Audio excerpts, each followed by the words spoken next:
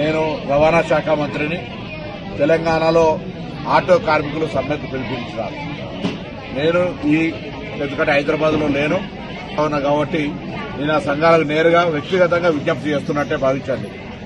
నేను రవాణా శాఖ మంత్రిగా ఆర్టీసీ కార్మికులకు కూడా ఇష్యూ వస్తే నేను వాళ్ళకి చెప్పినా పరిష్కారం చేస్తా అని చెప్పినాం. పరిష్కారం చేసినాం. ఇవాళ ఆర్టీసీకి సంబంధించి గుర్తింపు ఎన్నికలు విలీన ప్రక్రియ అంతా కూడా వాళ్ళ మిగతా అంశాలన్నీ పరిష్కారం అవుతాయి. ఆటో కార్మికులకు సంబంధించి కూడా వాళ్ళు న్యాయమైన కోరికలు కోరుతారు. 2012 నుంచి మీటర్ ఛార్జీలు పెంచలేదని. తప్పకుండా దానికి ఒక కమిటీ వేసి ఆ ఆటో ఛార్జీలు పెంచడానికి సంబంధించినటువంటి కమిటీ నివేదికకు అనుగుణంగా మీ ప్రతినిధులు వెళ్లి వాళ్ళను కలిసి మీ యొక్క ఏవైతే అంశాలు ఉన్నాయో డీజిల్ రేటు పెరిగినా, వాహనం రేటు పెరిగినా అటువంటి అన్ని అంశాలను వివరించండి. లేబర్ శాఖ అదేవిధంగా రెవెన్యూ శాఖకు సంబంధించినటువంటి వాళ్ళతో అందరితో కలిపి ఒక కమిటీ వేస్తాం.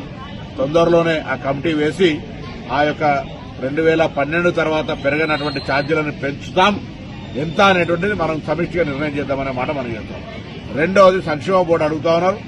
లేబర్ సంక్షేమ బోర్డు కావాలంటే కార్మికుల పక్షాన సెస్ వసూలు కావాల్సి వస్తుంది.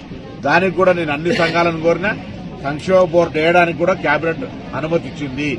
దానికి సంబంధించిన విధి విధానాలు చేసుకోవడమే కాబట్టి ఆ సంక్షేమ బోర్డు కూడా వేస్తామనేటువంటి మాట నేను ఈ సందర్భంగా కోరుతాను. ఇది కాక ఆటో కార్మికుల సంక్షేమం దృష్టిలో పెట్టుకుని వాళ్ళ దగ్గర అంత ఆర్థికంగా ఉండదని హైదరాబాద్ లో 1,50,000 రూపాయలతోటి ఎలక్ట్రిసిటీ ఆటోలు కొనుక్కోవడానికి కానీ లేదా ఈవీ ఆటోలుగా రెట్రోఫిట్మెంట్ అంటే పెట్రోల్ డీజిల్ ఆటోలు లేకుండా ఉండడం కొరకు వాటిని ఈ విధంగా మారుస్తా ఉన్నాం. అది కాక స్క్రాప్ చేసుకుంటే కూడా కొత్త ఆటో కొనుక్కోవడానికి సహకారం చేస్తా ఉన్నాం. ఆ విధంగా హైదరాబాద్ లో ఎక్కడ కూడా డీజిల్ పెట్రోల్ గ్యాస్ ఆటోలు ఉండొద్దని, ఈవీకి కన్వర్ట్ చేసుకోవడానికి వాళ్ళ దగ్గర ఆర్థిక స్తోమత ఉండదని 1,50,000 రూపాయలు ఇస్తున్నాం. కాబట్టి దయచేసి ఎక్కడైనా సరే ఆటో కార్మికుల సంక్షేమానికి ప్రభుత్వం కట్టుబడింది. మేము ఎన్నికల్లో చెప్పిన వాగ్దానం ప్రకారంగా మీరు 12,000 రూపాయలకు సంబంధించి గ్రామీణ ప్రాంతాల వాళ్ళకు కూడా ఏ విధంగా చేయగలుగుతాం. ఆర్థిక ఇబ్బంది ఉన్నది. మీ అందరూ కూడా గ్రామీణ ప్రాంతాల్లో రవాణా సరఫరాకు సంబంధించి కష్టపడేటువంటి వాళ్ళు మీ జీవితాల్లో కూడా న్యాయం జరిగే విధంగా ప్రభుత్వం ఆలోచన చేస్తూ ఉంది. ఏ విధంగా చేయాలి, మీకు ఏ విధంగా లాభం చేయాలనే ఆలోచన కొద్దీ తప్పకుండా మేము ఈ సందర్భంగా మనవి చేస్తూ హైదరాబాద్ లో 1,00,000 ఇళ్లు కడతా ఉన్నాం. ఇటు ఆర్టీసీ కార్మికులతో పాటుగా ఆటో కార్మికులు కూడా వాళ్ళు అప్లై చేసుకుని వాళ్లకు అంత పెద్ద విలువైన స్థలాల్లో కట్టే ఇళ్లకు అర్హులు కావచ్చని మేము కోరినాం. ఈ విధంగా అన్ని రకాల వాళ్ళకు 200 యూనిట్ల కరెంటు ఫ్రీ ఇస్తా ఉన్నాం.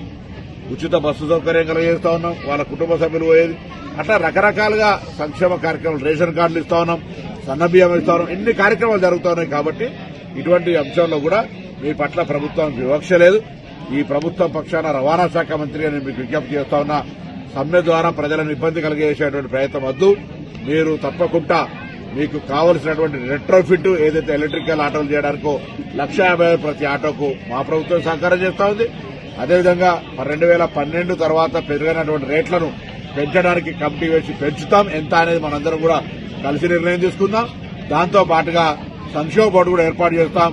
దానికి కూడా విధి విధానాలు నిర్ణయం చేసుకుందాం అనే మాట ఈ సందర్భంగా నేను హైదరాబాద్ లేని ఇక్కడి నుంచే మీ అందరికీ విజ్ఞాపన చేస్తా ఉన్నా. దయచేసి సమ్మె అనేటువంటిది సమస్యకు పరిష్కారం కాదు. ప్రభుత్వం సానుకూలంగా ఉంది. నా మాటను విజ్ఞప్తి తీసుకొని అధికారికంగా ఇట్లా పూర్తిగా డైరెక్ట్ గా నేను రికార్డులో చెప్తా ఉన్నా. కాబట్టి నాది ఇదే విజ్ఞాపనగా తీసుకొని సమ్మెను నివారించమని ఈ సందర్భంగా కోరుతా ఉన్నా.